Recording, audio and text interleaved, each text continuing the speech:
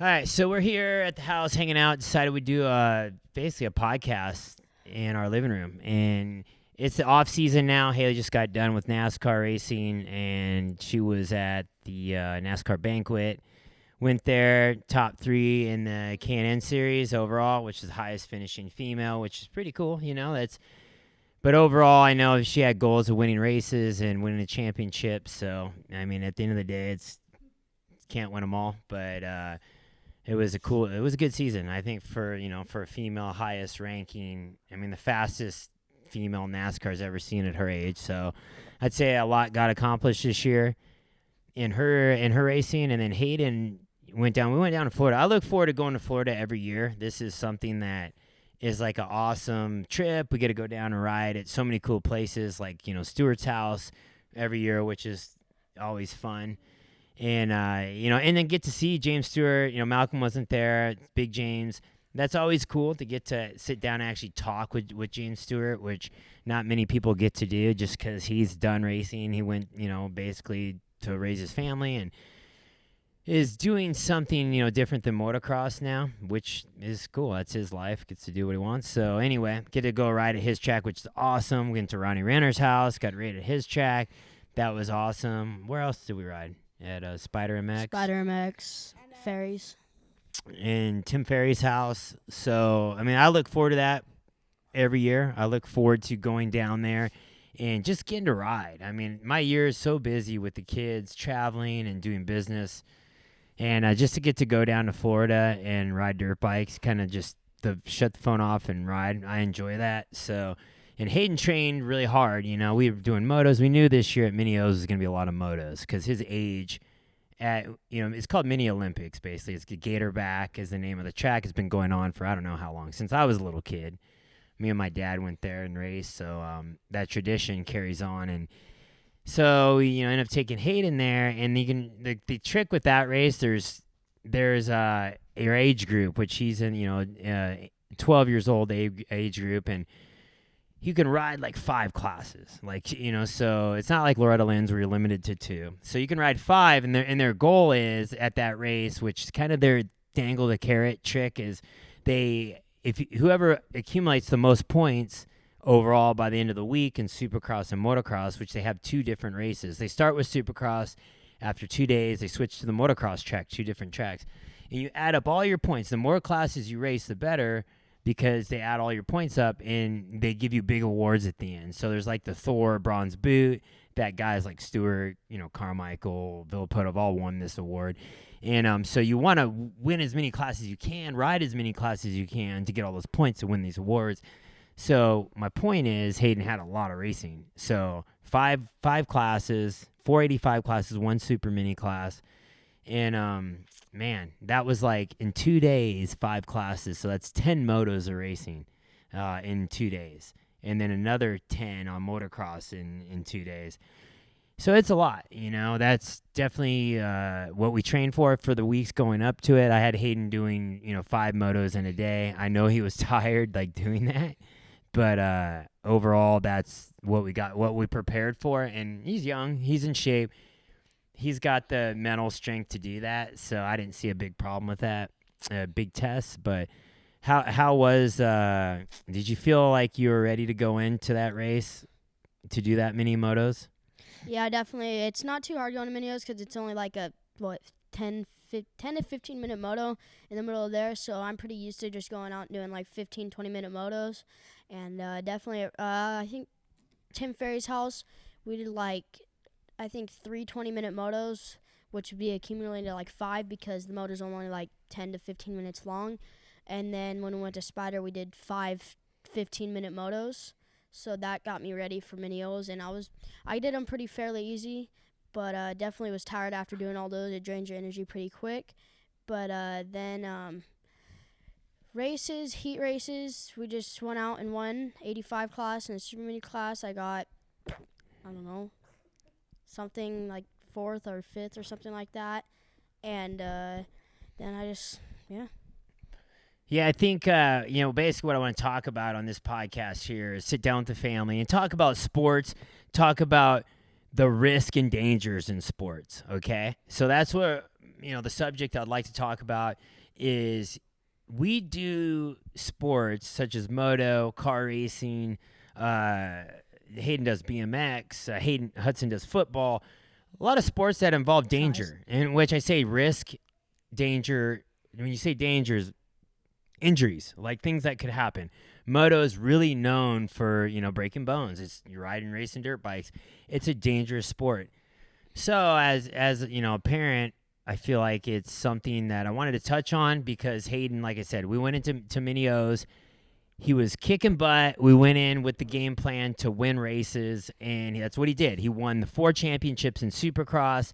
Super Mini, he got 5th, but once again, that was our mindset, was to set realistic goals to get top 5. So that's one thing I want to touch on is being realistic and going down there with goals that you can achieve or have a chance to achieve. Top 5 was our goal in Super Mini. So he achieved that. We were happy. When he won the 4 classes in Supercross, that was our plan. Like, that's what we worked towards, and that was his mindset. Like, he went to that gate planning on winning those races because that's right. Yeah, it wasn't like, oh, hopefully we can win this. It was like I'm gonna win these because I know I'm faster than these dudes. So it wasn't really like I mean, it's an accomplishment obviously, but it wasn't like that big of a deal because I'm kind of supposed to win those. And then obviously for the Super Mini, again, if I won that, it'd be like the biggest thing ever. But yeah. Because that would have been, right? To win Super Mini would have been against all odds, and that would have been a big celebration. We would have been like, yeah, so pumped because that would be way above the goals we set out to achieve. And the point is, it's not being cocky, okay? At the end of the day, when an athlete has a mindset and a realistic goal to accomplish winning, it's like, say, Michael Jordan. It's right on the buzzer. You're at the last seconds of the game, and he's shoots the 3-point and makes a 3-point shot. He doesn't jump up and scream, like, oh, I made the 3-pointer. He's like, he is professional, and that was his plan. That's what he trains to. That's his mindset. Like, his mindset is that's what he's there to do. That's what he knows he can do. So as an athlete's mindset, Hayden's mindset is, hey, I'm going there. My job is to win those classes. That's what I'm training to do, and that's what I know I'm capable of doing. For him to say, hey, that's what I lined up and that's what I was planning on doing, that's not, I don't feel being cocky, but you have to be humble also about it, right? You have to say, hey, there was competition. If you slipped at all, there was kids that were going to pass you. There was kids 5 seconds, 10 seconds off, so one fall, they're definitely right on your tire. So definitely you have to be smart at that track too, because Supercross, obviously, you got some different type style jumps. So if you make a mistake here, you're kind of going over the bars or something. If you case, I was doing some pretty big lines like triples. So, I mean, if you case some of those things, definitely throwing you off. So I kind of just had to be smart through my races to be able to maintain a lead. Yeah, let's put it this way. It was an amateur motocross or amateur supercross track, which means the jumps were real tamed down, but he was finding ways to hit sections that were big bike sections, tripling and hitting things that the other kids wouldn't, and they saw him do it. They were like, okay, I saw Hayden hit this corner. I know what gear he's in, and I see him, but he has a technique of seat bouncing and lifting the bike and getting over these jumps, even on his stock bike, which usually that's something you only can do on your mod bike that's faster. And the competition didn't go, oh, okay. Like, if Hayden saw his competition hit something, he'd be like, oh, I'm hitting that. So my point is, the skill level that he has learned through the years of training here at the house on the Supercross tracks with the right trainers, with the program we use, and his willingness to take risk. That's what this episode's about. Like, I know a lot of people are like, oh, well, your kid's good because he has everything. He has, Supercross track has the best bikes. He has this, that. Our bikes are just as good as the other top 5 kids. The top 5 kids all have really good bikes that can win. Like my bike, you go buy a KTM, I get my motor built by a motor builder. Anybody could go get my motor built by the same guy. It's just, I just put more effort in. I try harder than everybody to win, and that's kind of the way it is. But yeah.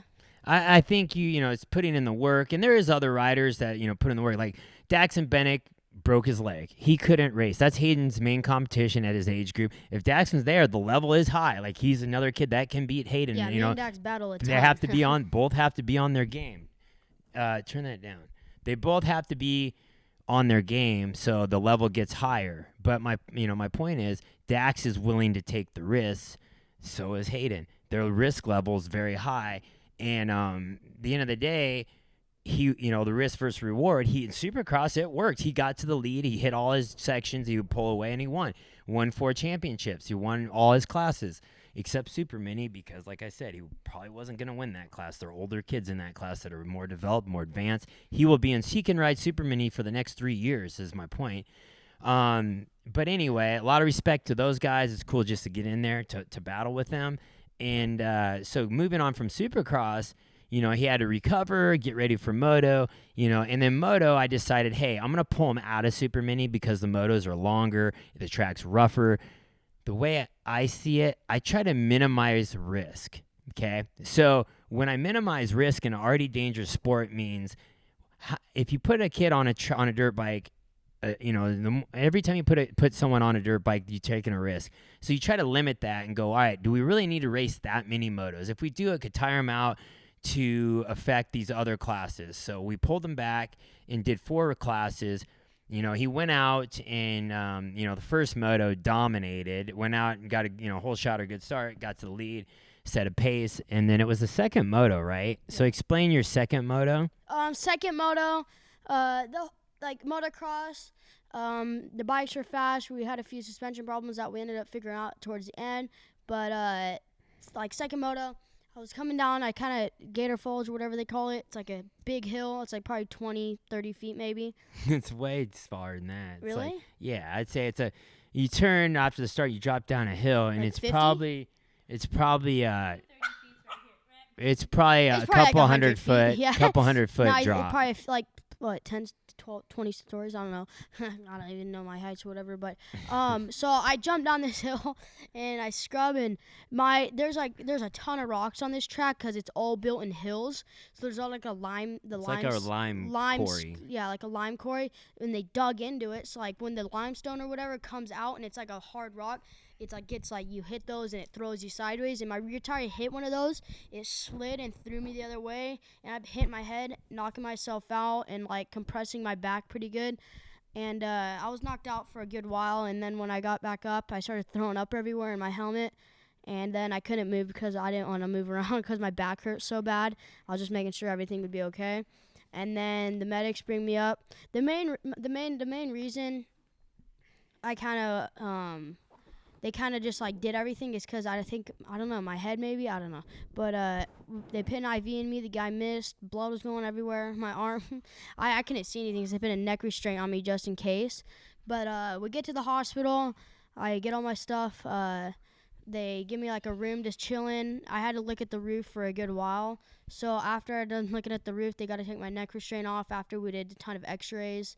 We did like 40 x-rays, literally so many. My dad had to tell him to like minimize a few because the radiation, he doesn't want to put that much radiation in me or whatever. But after after that, we moved to a different room because we're going to stay overnight pain-wise, so we didn't want to go back to the motorhome and deal with pain.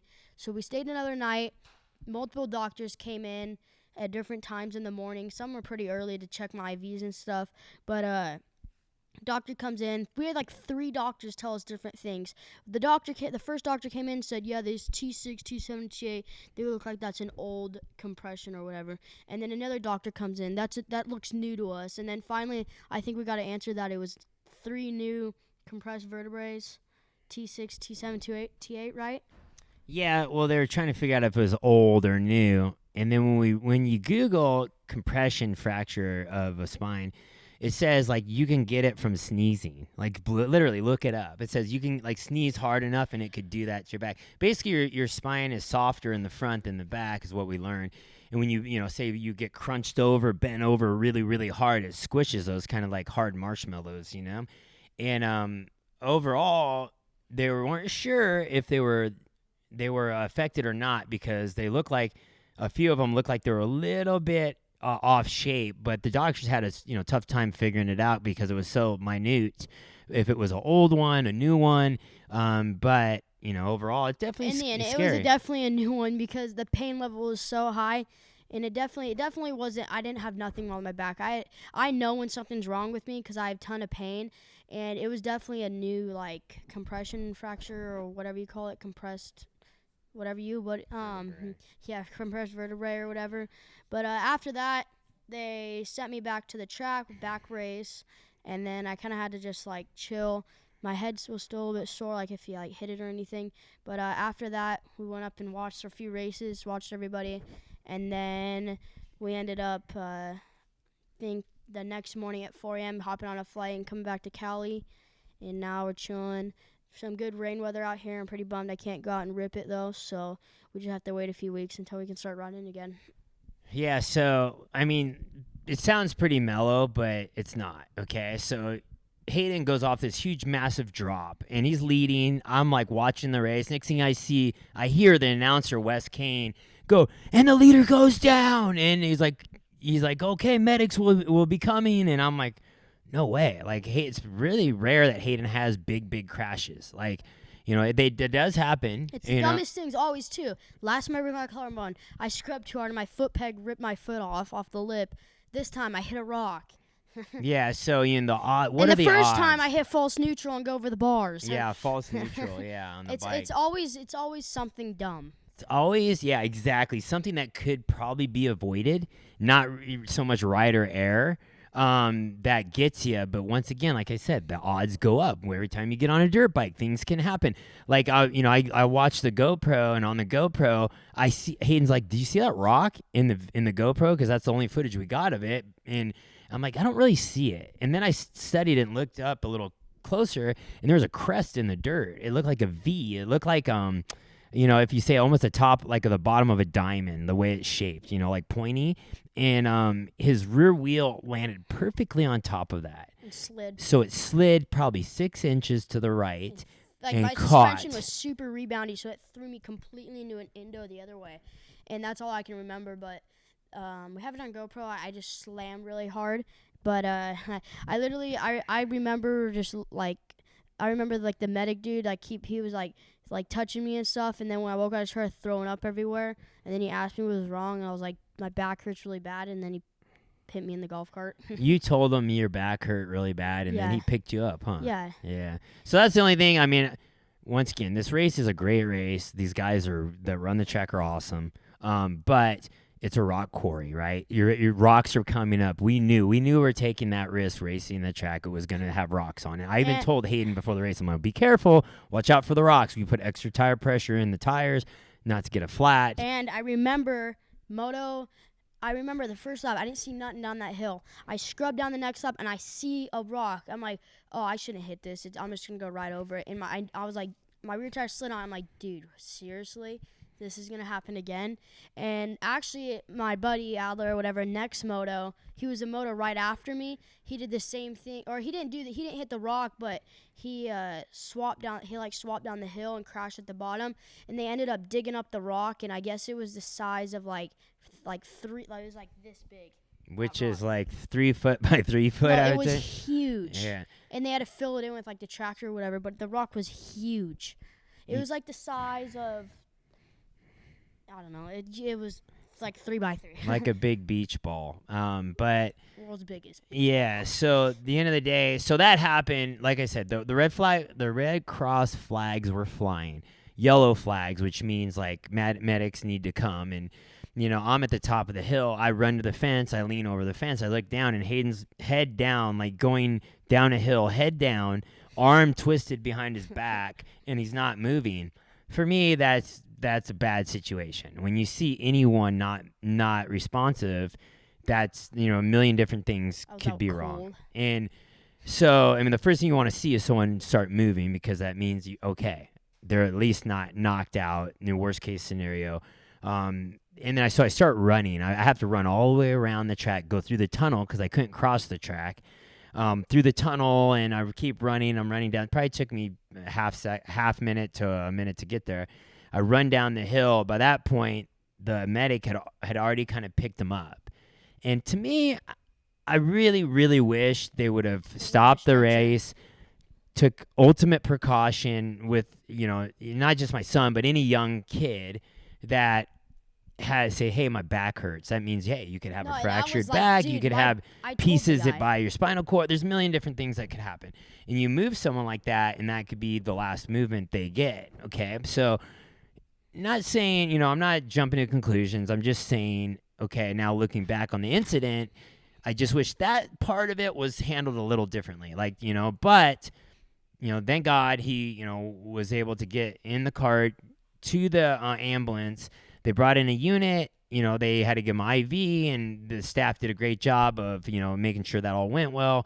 And all the crowd standing around watching. There was really no getting around that situation. Privacy at all. And and then that was it, And at that point, Mom called and she was like, "Hey, when's Hayden racing?" And I'm like, "Well, he's basically crashed and he's on a stretcher heading to the hospital." So, Mom, come here. Come here real quick. Break from the laundry folding. And so I said, Hayden crashed, and in your response, so basically, his motos start like 5 a.m. our time. So they start going like 8 a.m. Florida time. And I have my iPhone all day up, trying to catch his motos. And for some reason, I missed that one moto because I probably would have lost it if I saw it on TV. But I called Brian. I'm like, when's Hayden's moto? Because they're doing track work back and forth. So basically, I missed that one race because I watched all the ones the day before, cut every race, film them, post them, missed that one race. And then I call and I go, wait, hey, when's Hayden racing? He crashed. I'm like, what? Okay, we'll explain. And the first thing Brian says to me is, well, he's not paralyzed. I'm like, what? Like, that was the first thing. And I could hear him like, that was the worst thing. I was like, what do you mean explain? Like 1 to 10? Like, was this a 10? Like, what do you mean he's not paralyzed? Well, and he just couldn't really even explain. But I could hear it in his voice. He was totally shooken up and he couldn't just even get the words out of his mouth. So now he's like freaking me out going, okay, like I need to hear Hayden, put him on the phone right now. Like, what do you mean? And he's like, well, we're in the ambulance. I'm like, okay, it was really hard for him to explain what was going on. I'm like, okay, he's breathing. Is he okay? Like, yes, we're in the ambulance. I'm like, okay. So he's under medic care. I'm like, do I need to get on a plane right now? Like, got a house full of people, turkeys in the oven. Like, I'm like, okay, am I looking at flights? What am I doing right now? And he's like, well, let me just figure out what, I don't know yet. I don't know. I'm like, ah. So basically got like me and my whole family all like froze for a minute. I'm like, okay, what do we do right now? So I just basically, after talking with Brian, couldn't put Hayden on the phone. So I said, I need to talk to him. As soon as you get to the hospital, put him on the phone. I want to hear him. And then I could basically tell, like, is he okay? Is he not okay? Do I need to get on that plane right now? Because I was basically ready to get on a flight to Florida. So, yeah. And thank God, like, everybody started praying, literally. Like, my mom texted every one of her friends to start praying. Like, everybody started praying for Hayden that he's going to be okay. And literally Hudson started praying, like instantly hearing him on the phone. We literally sent out prayer requests. And sure enough, like, God answered our prayers. God put my spine back together and made ambulance ride. No, but No, I think I get it. Like, you're standing there, this is Thanksgiving Day. Like, Thanksgiving, For dinner. So Thanksgiving Day, and get a phone call that Hayden's on a stretcher in an ambulance going to the ER. That's a first for sure. Like, we've been through a lot of gnarly stuff and a lot of injuries and a lot of medical phone calls. And this is the one race I don't go to either. Like, this is the national that, like, this is the national that Brian goes out, like a good week before. They go to different people's houses, hit up different tracks, and, go to James Stewart's house and Renner's house and, different people's houses every day. So it's kind of like the dad and son trip that they do. And they get all their riding in and stuff. And so basically they've just done that, the two of them, for the last, like, I would say 3 years, right? It's been, since he's been on 50s, like, small, like, it's probably 4 or 5 years now. We were at the first one. Yeah, 4 or 5 years. Yeah, we both were at the first one. So, Florida, as far as you can be across the country, okay? And my point with the podcast here was parents in sports that have high risk. Like for us, okay, it is normal to see our kids fly hundreds of feet through the air, Hayden to backflip dirt bikes, Haley to go 200 miles per hour in a race car. But still, as parents, when your children, your babies get hurt, it's a big deal. Like that's very, very scary. And a lot of things go through your head, such as like, are we doing the right thing? Are we, should we be doing this? Is this sport, is this worth it? Is like all that stuff goes through your head, and I guess we've always told our kids, it's always been important to us that we explain to our kids like, hey, this is sport. We love it. This is, a way we have always been. But, if sport ever gets too dangerous or you're ever too scared to do it, we're okay with, hey, let's do something else. Like the pressure is not there on the kids like, oh, you have to do this. It's their passion. We support their passions. And that's something that we accept the risk, which sucks. Like at the end of the day, it sucks that there has to be dangers. But I think that's what brings the high highs, right? When Hayden, is going off the starting gate with 40 other kids and he goes to that first turn and, that he's going to carry that through life. And it's not just him. It's all the kids. Like I support racing in general. If your kid just races for a season, if he just like, that's where with Hudson, like just putting him on a dirt bike to let him jump a ramp, to jump a jump, Lawrence. To go to a race, these kids, I recommend it because going through life, you're going to hit challenges, and I just think them experiencing those levels of conquering fear and accepting those challenges make them that much tougher going through life. Like, and they're going to have many more challenges. Life is all about challenges, and that's why I think it's important, like, going into it, the training aspect of it, the working out, the eating healthy, all the vitamins. Like, I'm really, they take a lot of vitamins. But, going to the trainer is important just to keep their body strong. And my kids are all pretty thick and strong. They are. They're beefy. They're pretty muscly. And I think that is really important with moto because you need to be strong, one. And two, like, they just have a lot of meat on their bones, which I think is good and helps protect them. So, yeah, that's a good thing, especially in moto. Yeah. You want to be, you want to be in the best shape you can. You want to, I mean, would you agree, Hayden, that you felt like being strong and physically fit helped you, Oh my gosh. No, you're being right now, okay? Yeah, definitely being fit is a big, like, proportion in it. I feel like skinnier kids I wouldn't say get hurt more, but I feel like they're just more fragile. So, like, if I was definitely not in the shape I was and the muscle that I have from going to the gym all the time, I go to Icon 2 days a week usually before, like, probably 3 days. You go a good 2 days, but you also mountain bike. And I mountain bike. I'm on a mountain bike team. For miles, a good 2.5 hours when we go. Yeah. Mom tries to keep up. I do. I keep up. I keep up. Yeah. Hudson. Hudson's trying to be really disrespectful, so yeah, but overall, definitely being fit is a big proportion in motocross. You hit that ground, you're definitely going to want to have some meat to hit before you hit those bones. So I say if you bonier,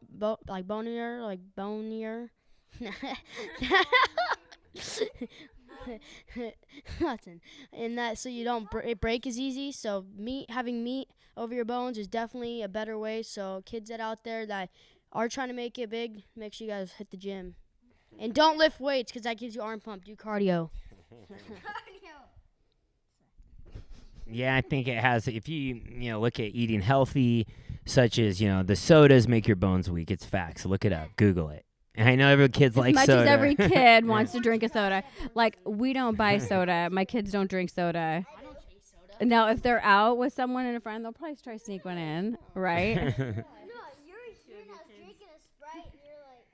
So the point is trying to keep the kids, eating right, always training, being ready for anything that comes their way. And, the 6G helmet did its job. It protected his head. It did, inside we cracked the foam, which it's supposed to do that. The visor snapped where it was supposed to snap. You can see the screws are still inside the helmet holes, which the visor is supposed to be able to snap the screws so it doesn't pull your head back.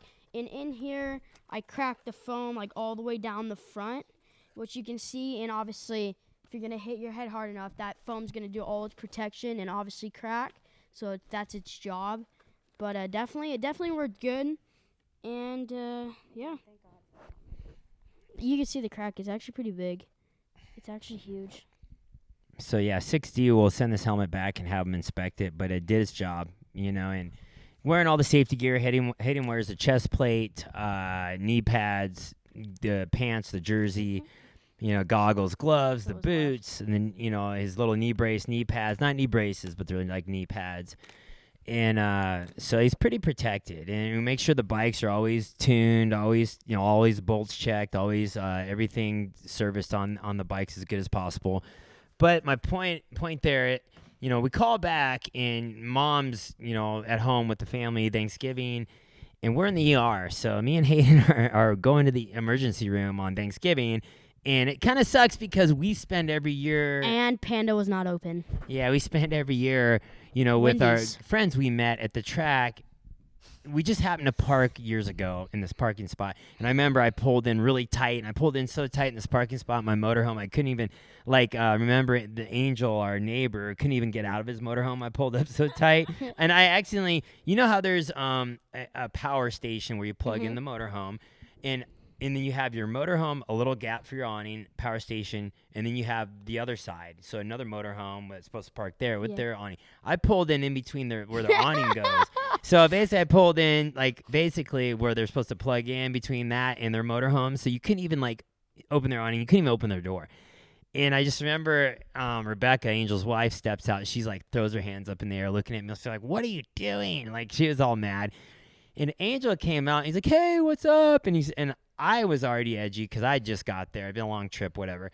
And I'm like, and Angel comes out, and he's just a super nice guy. Like, "Hey, what's up?" And we start talking, and next thing you know, the situation went from, very, bad, edgy, let's argue, to "Hey, what's going on? We all ride dirt bikes."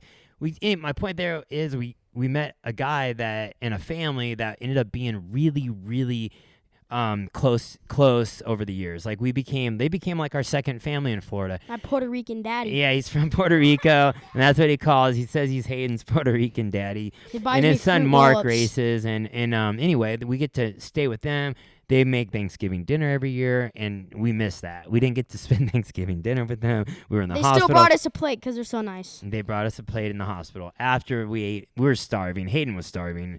I haven't eaten since the wreck. He hadn't eaten all day because they couldn't, because they thought they might have to go into surgery. So you can't eat when they're thinking about surgery because you just can't. And so we're in the hospital. They're x-raying. They're doing CT scans. And I'm nervous. I'm praying, please, God, just don't let his back, don't let any bones be broke. Ribs, back, his hand hurt. So the x-rays, I go in the x-ray room with the x-ray techs. And they're x-raying. After every x-ray, I'm having them show me the x-rays because I've looked at hundreds of x-rays over all the years I've crashed and broke bones. And I'm looking, I don't see anything, but some of the x-rays are a little fuzzy, so I don't see any breaks. So I'm like, thank you, God. Thank you. I thought for sure I was going to see something that was a standout, because Hayden usually doesn't complain unless he's truly broke. If he's broken, he says, "Dad, I feel like my bone's broken." And then it's usually 100%. But this time I'm like, dude, thankful he was wrong.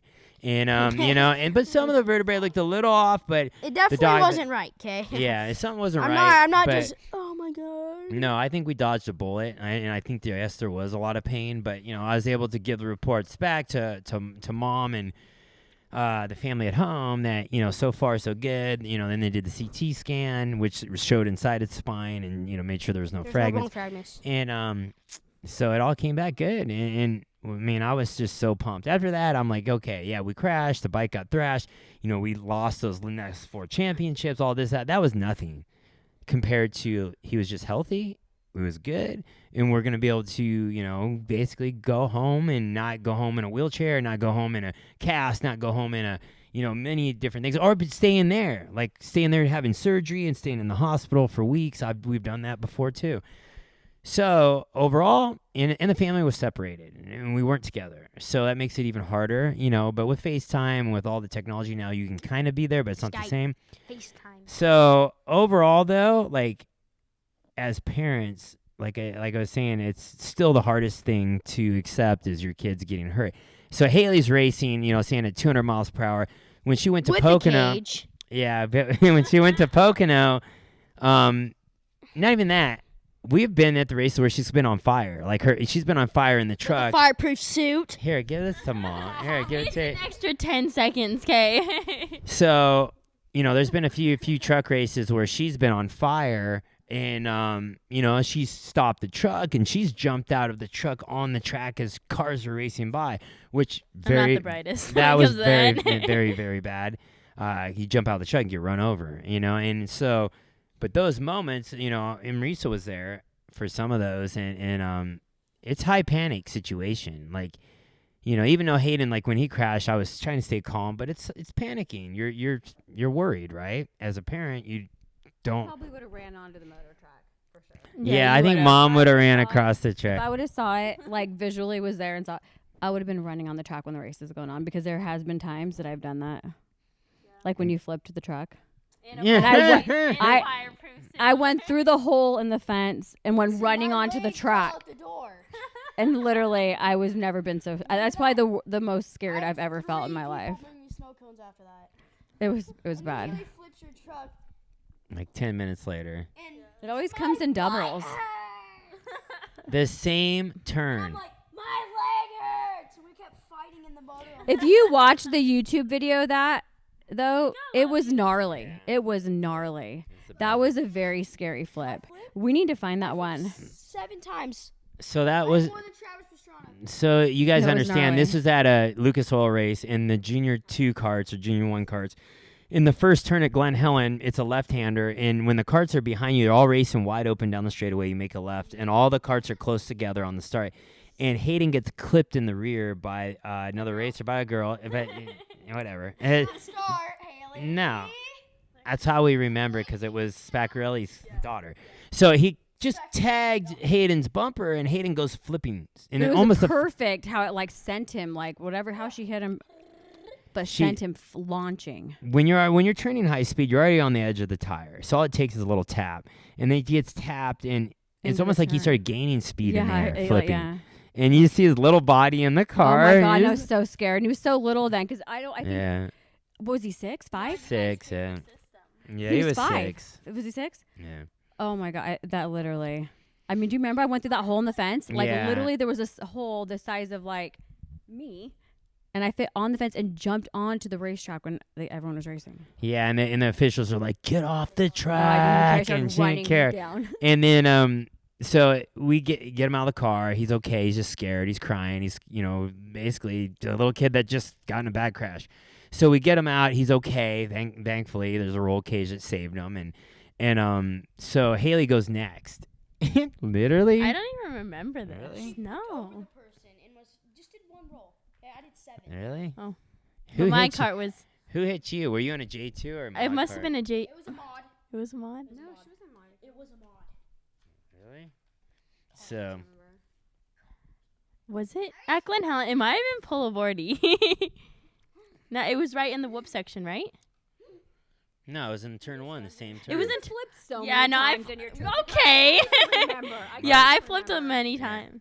So she flipped, and then Mom runs out through the hole in the fence again. We all ran out on the track again. Yeah, and they were like freaking out. Remember, Lucas was like, "You guys cannot do that. You cannot go on the track." And we're like, "We don't care." Haley had just flipped, and I remember we just said, "You know what?" We packed up our stuff.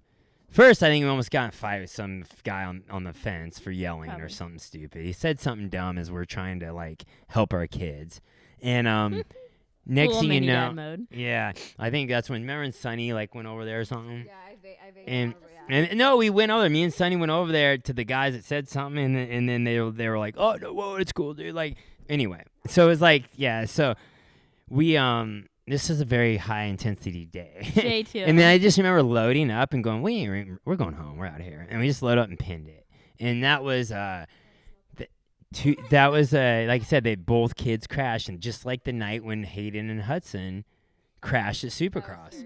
Yeah. I was hurt.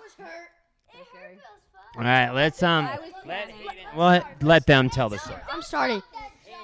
Listen, Hudson. All right, let's hear it. So I'm racing A1 Supercross. I scrub a jump too hard. My feet throw me like I do a Superman, and I go to an Indo. I'm sure we'll insert the clip here or whatever soon, but I hit Indo, and I ride my front tire, go straight to my shoulder. I ended up busting my collarbone and knocking myself, or not, I didn't knock myself out, but I blacked out, and that hurt my head pretty good. So when we were at the BMX park the other day, and like for 30 minutes, you wanted to keep doing your trick, and you didn't care what it took. Like, you don't care how many times you crashed. Like, why did you want to keep doing it? Like, why? You just felt like you had to make it, had to land it? Like, Yeah, Shane Davis was there. I kind of had to do it. oh. Because you wouldn't stop until you landed your trick perfect, and you ate That'd be it and ate it on concrete. And I was like, oh my gosh. Oh my god! And you keep coming like, we gotta go. I gotta go pee. And you just had to land it perfect.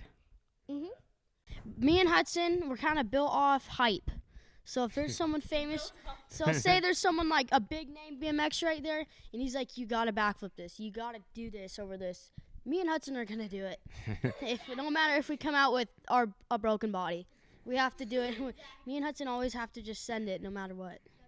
So I guess the point here is that the family, I guess, ever since I came from dirt bikes and came from freestyle, they just grew up around the sports and taking risks and that being a normal thing. So, but overall, I guess the point of this podcast was still as parents, you still worry and you still have, concerns of the kids getting hurt or ever having a, God forbid, a injury that's, basically can't heal, So, which, we hate even thinking about that, but we try to be as prepared as possible through eating right, diet and training and coaching and, practice to limit those risks and not putting your kid on a dirt bike every day, putting them on, when it's calculated, with Haley putting her into calculated practices, and good equipment, safe seats. What are the safety equipment in NASCAR that's super important? It's really important, like how your seat fits. So if you have seats molded to you. You get molds poured if you can't really afford a brand new seat, because new seats, you start getting to the carbon seats. Those ones get tens of thousands of dollars. The seats we use are probably around $5. But seats, you have Hans devices, fireproof race suit, fireproof shoes, fireproof socks. I wear some guys, I don't know why, some people are so stupid, and I see especially other people with long hair, they don't wear head socks. And instantly, when that car goes in flames, the first thing to go is going to be your hair. That trips me out. I always wear a head sock to kind of protect my hair and neck from catching on fire. You have helmet, all that stuff, so it gets piled on pretty quick. Yeah, so by rules, they make you wear all fire-proof underwear that covers your head, your whole body. It gives you just more time when a fire comes through.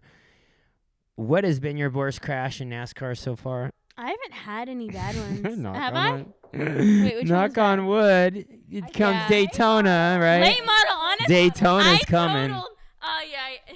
What? Well, I don't know if I'm racing Daytona yet. Yeah. So I'd say my worst crash as of now is at New Smyrna, the little, what is it? Not even a half mile. It's not even a half mile. It's tiny. I know. And we paid for most of the time I have sponsors coming from racing, and this one race we're we're gonna invest in it, just get me more seat time at this track. And so we ran out this late model, and that so happens to be the one car that I total out of the whole year. That put us in debt in the budget. She was driving with some really I was in the top old men. The night before, what happened? You got what place? I got second. Yeah, I don't think they liked the fact that Haley got second the night before on their home Everyone was local driving track. really rough. And these are guys Brian's age and older. Yeah. Yeah, there wasn't many young ones in it, and I think honestly, the next night they're like, "No way." Everyone was a lot more aggressive the second coming in night. and beating us. Not saying that they took me out or anything, but they were Way everyone more was a aggressive. lot more aggressive. I was driving on the edge the whole time. That was fast, but Daytona, you're going to have a lot more cars around you. If you race, there'll be a lot more cars around you. And you know how everyone just punks each other, just doesn't move, and then you hit. Where you get in the draft and people don't lift, and they just give you a little nudge and then back off. That's what jacks you up. What would be hard is we'll be sitting way up in the stands. No, I think we're gonna be on the floor. No, because you want to You see. can't see from the floor. You don't think we're gonna want to be on the floor? To No. make sure everything's okay. You think we're gonna? I think Yeah, we've we'll be in only the ever went stands. in the stands twice this whole year. Because I haven't raced any tracks as big as Daytona. Like Arizona, Exactly. you know That's why I how think I'm gonna be in But young people Arizona, see. like Arizona, how we had to go up to watch. When you get to the super speedways, we have to be up high to see. Yeah. So she'll be way out there, and she'll get in this crazy crash if that Hope happens. not. say if that happened, and it'll be so far away. The only thing I'm okay with the crash, I'm just not okay with the fire, which NASCAR seems pretty good on jumping on that pretty quick. Yeah. But no, not necessarily. Like some of the K&N races, it's sketchy. Like I was at Kern County. K&N. I thought Mom and Grandpa were watching. They were sitting in the van and stuff. And we're on the last session for practice. And I go down the front stretch, and all of a sudden I get out of the gas, like to left for the corner, and the motor blows up. And the fire started, like the firewall and stuff. Like I saw the flames and stuff. And all of a sudden, so, like I lock it up, like back it down pretty quick. And then, like, I get out of the car or whatever, and I go back to the pit. Like, they're changing the motor and stuff. All of a sudden, I go and walk to the van because I'm like, where is Mom and Grandpa? Like, and I was right to the side of them on fire. We're on the infield. And my car was still on fire as I was Yeah. getting out. And I'm, like, trying to We wait down the missed it. fire, guys. Like, come on, let's Yeah. hurry. Like, my car's on fire still. Like, it's, like, coming out of the wheel wells and Yeah. stuff. And so, then all of a sudden, I go back. I'm like, did you guys see that? Or where have you guys been? They're like, see what? They're like, are you done with practice it? And I was like, I was just on fire about 20 feet to your right.